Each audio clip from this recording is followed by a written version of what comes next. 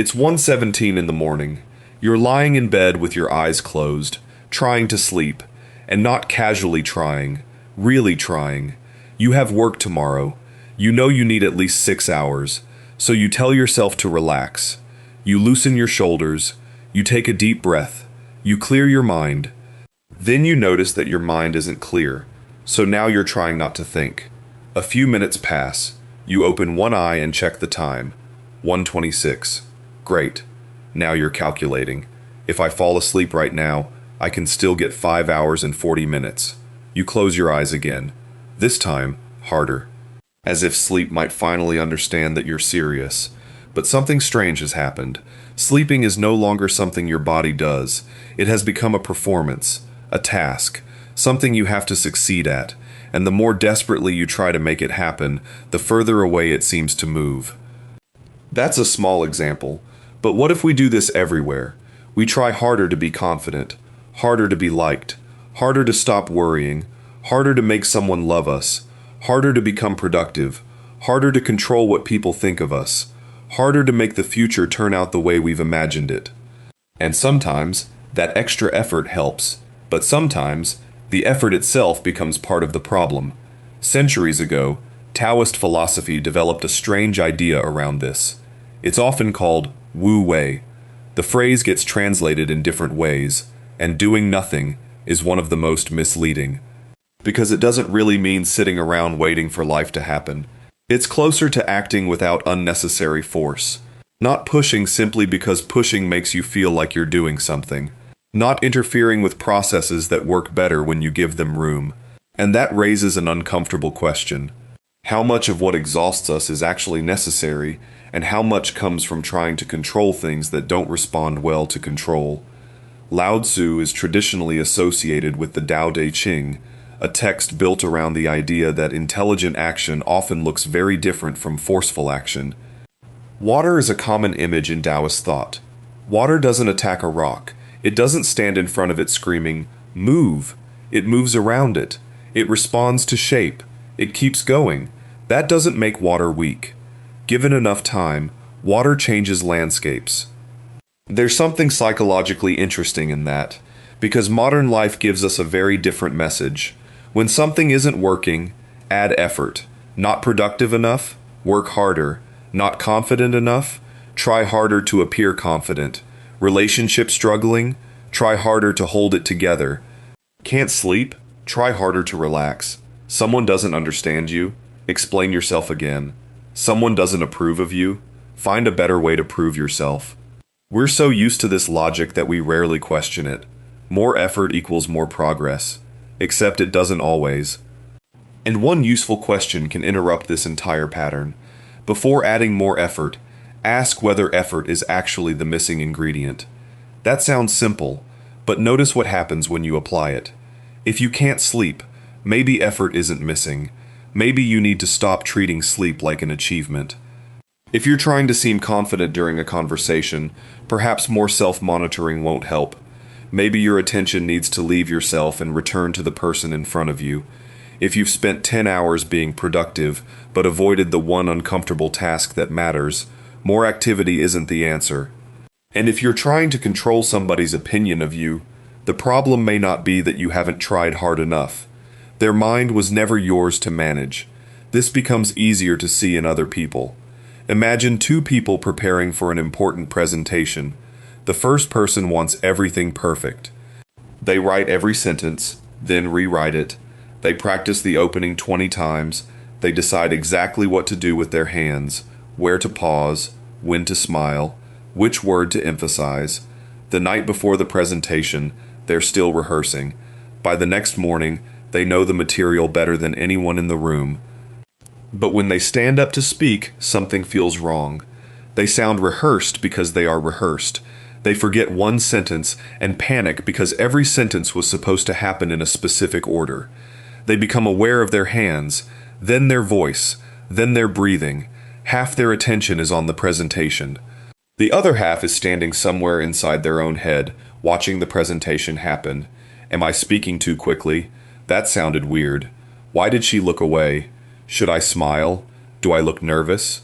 Now imagine the second person. They prepare too. They understand the subject. They organize the important points. They practice enough to know where they're going. Then they stop. When they enter the room, they're not trying to remember every movement. They're responding. They notice when people look confused. They slow down. Someone asks a question. They answer it rather than worrying that the question interrupted the plan.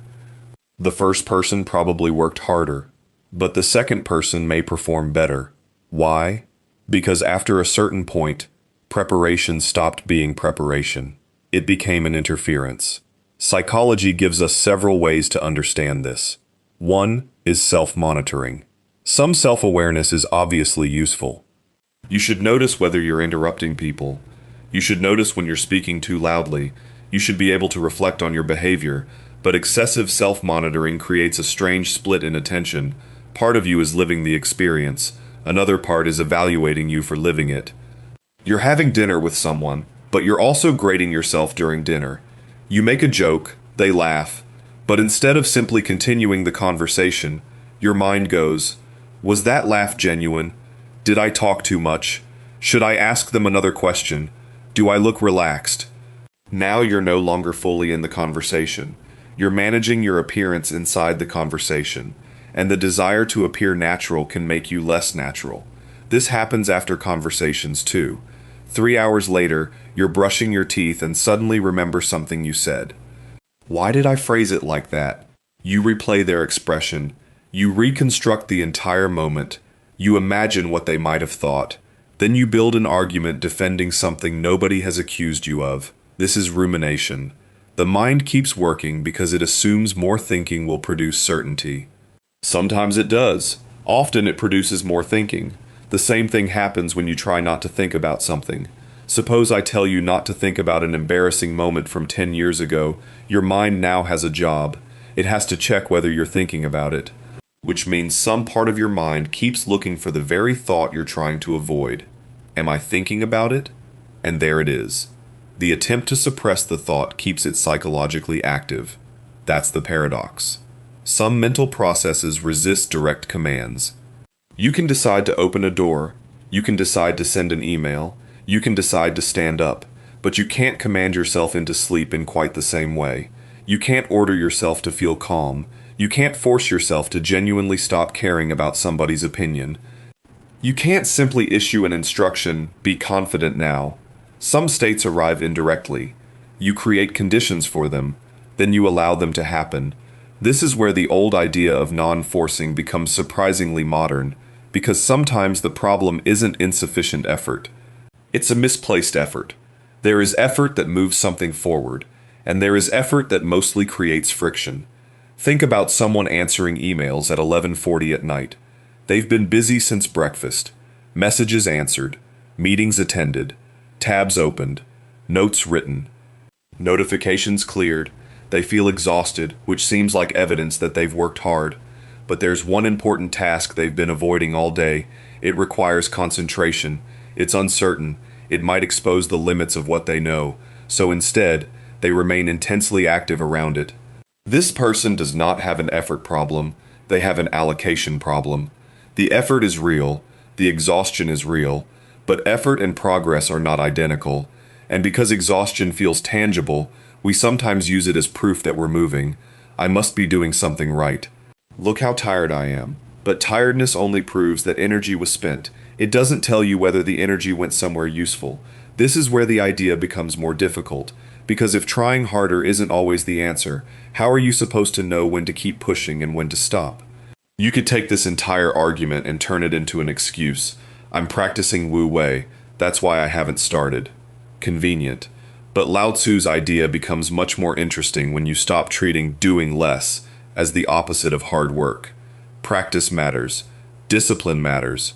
Persistence matters. There are moments when the answer really is more effort. If you want to play piano and you never practice, non-forcing will not magically teach your fingers the scales. If you want to build a business but refuse to make difficult decisions, you're not flowing with reality, you're avoiding it. If a relationship has a solvable problem and neither person will have an uncomfortable conversation, doing less may simply mean letting resentment grow quietly. So the useful distinction isn't effort versus no effort, it's effort versus force. Working with reality versus fighting reality. If you're learning something difficult, practice. That's effort. If you make a mistake and become obsessed with eliminating every possible future mistake, that can become a force. If you're tired after a demanding week and you take a night to recover, that may be intelligent responsiveness. If you keep pushing because resting makes you feel guilty, even though the quality of your work is collapsing, you're no longer responding to reality. You're responding to an internal rule. More is better. Stopping is a weakness. Rest must be earned. Those rules sound disciplined. Sometimes they're just inflexible. And psychological flexibility matters because reality keeps changing. The right response yesterday may be the wrong response today.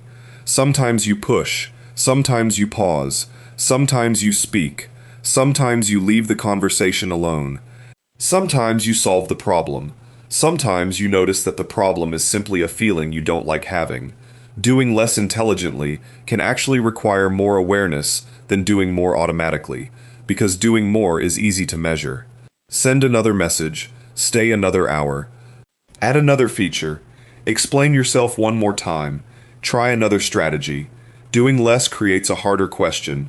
What is actually needed here? That question can be uncomfortable. Consider relationships. Someone begins pulling away. Maybe replies become shorter. Plans become harder to make. You feel the distance. So naturally, you try to close it. You become more available, more attentive, be more careful. You write longer messages. You ask if something is wrong. They say they're just busy. So you become even more understanding, then more useful, then more interesting. Maybe if you become easier to love, they'll come closer again. But notice what has happened. You are no longer participating in a relationship. You are managing one. You're trying to generate another person's desire through your own effort. There are situations where communication can repair distance. Of course. But there are also situations where another person simply isn't meeting you there, and no perfect sentence can manufacture willingness. That's where non-forcing can hurt. Because sometimes stopping the effort means seeing something you were using effort to avoid seeing. The relationship is one-sided. The answer is no. The opportunity has passed. The person misunderstood you, and you may never get to correct the misunderstanding. Not everything can be fixed through intensity. Sometimes letting go isn't peaceful.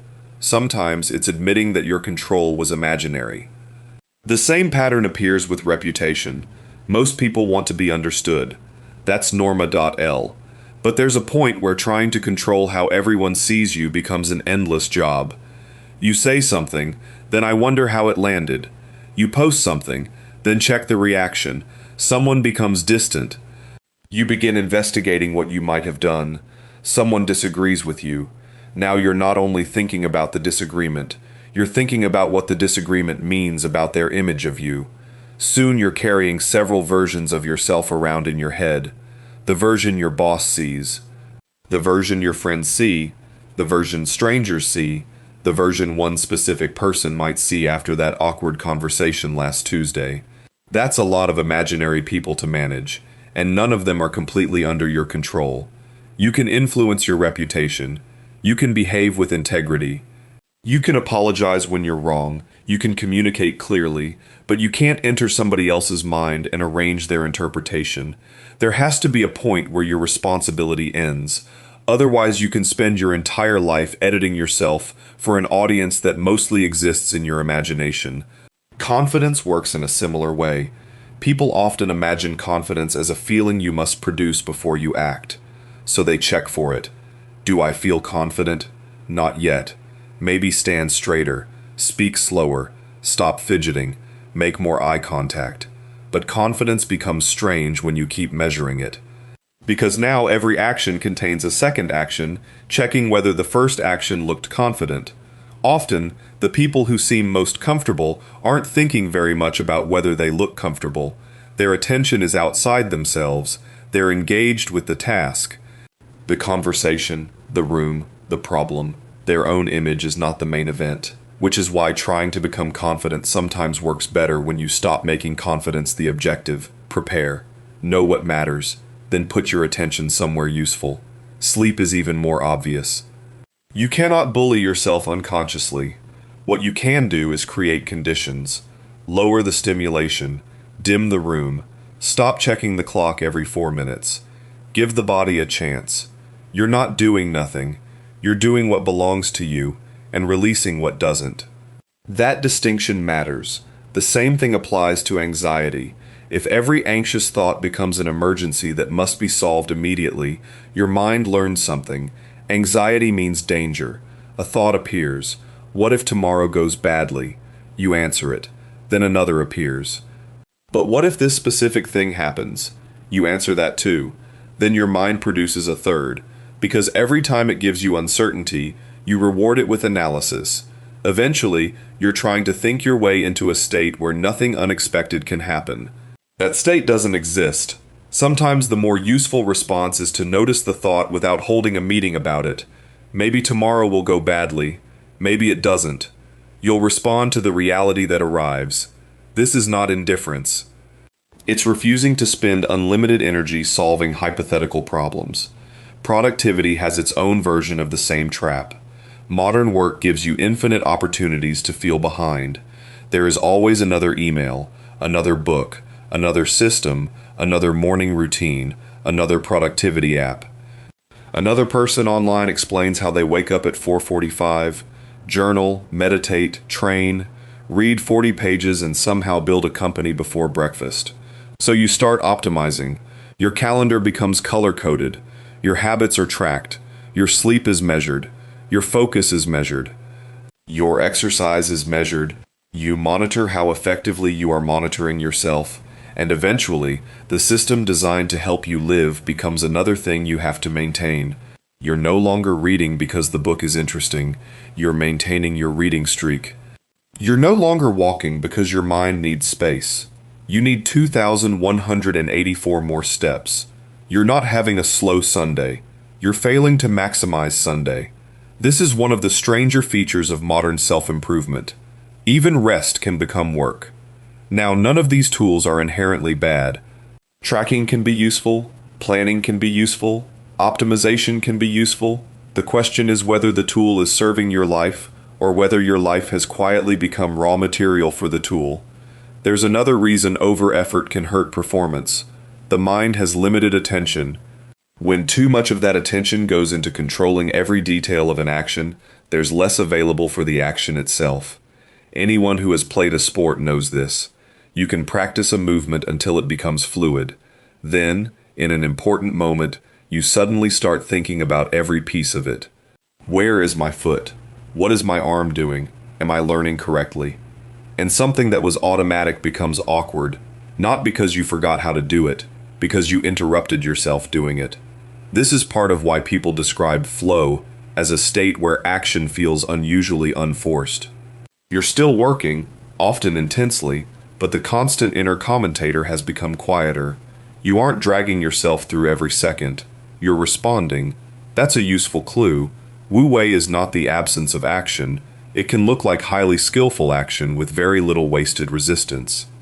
The chef who no longer needs to think about every knife movement, the musician who has practiced enough to stop counting every note, the athlete responds to the game rather than narrating it internally, the experienced speaker who understands what they want to say well enough to stop memorizing exactly how they'll say it.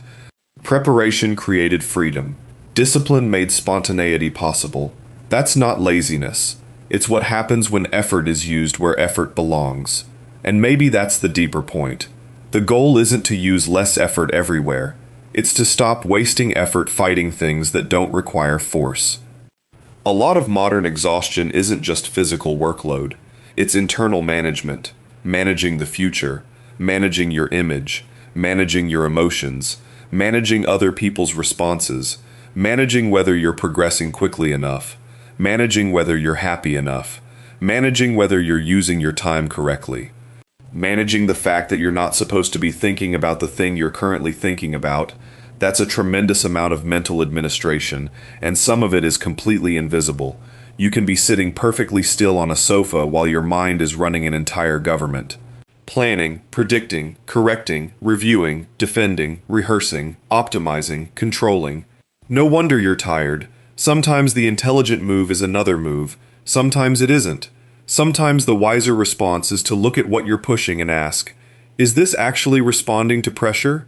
If I try harder here, what happens? Will the conversation become better or more rehearsed? Does the work improve or simply become longer? Does the relationship become closer or do I become the only person keeping it alive? Does the planning create clarity or does it postpone the uncertainty of actually beginning? Does thinking about this problem produce an answer or another hour of thinking? What am I responsible for here? What am I trying to control that was never mine to control? Those aren't passive questions. They require attention. Because forcing is often easier than noticing. Pushing gives you the comforting feeling of action. You can say, at least I'm doing something, but wisdom sometimes means tolerating the discomfort of not interfering. You send the message, then you wait. You prepare for the interview, then you enter the room. You explain yourself clearly, then you allow the other person to interpret you. You work seriously, then you rest before the quality collapses. You make the conditions for sleep, then you stop demanding that sleep arrive on schedule. You do your part, and you learn where your part ends. Which brings us back to 1:17 in the morning.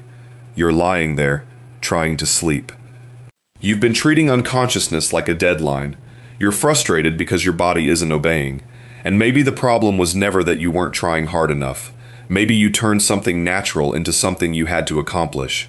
We do that with sleep. We do it with confidence.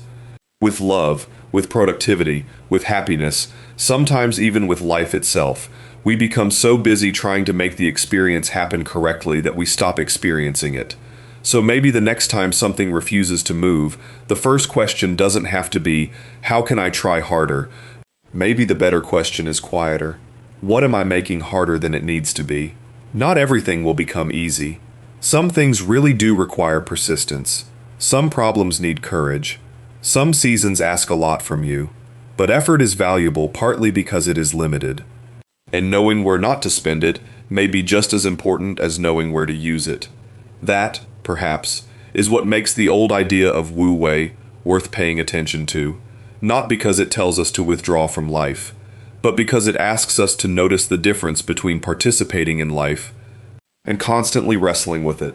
If you enjoy exploring the hidden psychology behind ordinary experiences like this, why we think the way we think, why we behave in ways that sometimes work against us, and how old ideas can reveal surprisingly modern patterns, subscribe to the Prime Epoch. Because there's another strange habit the mind has that connects closely to all of this. Sometimes the more desperately we chase certainty, the less certain we become, and that may be worth looking at next.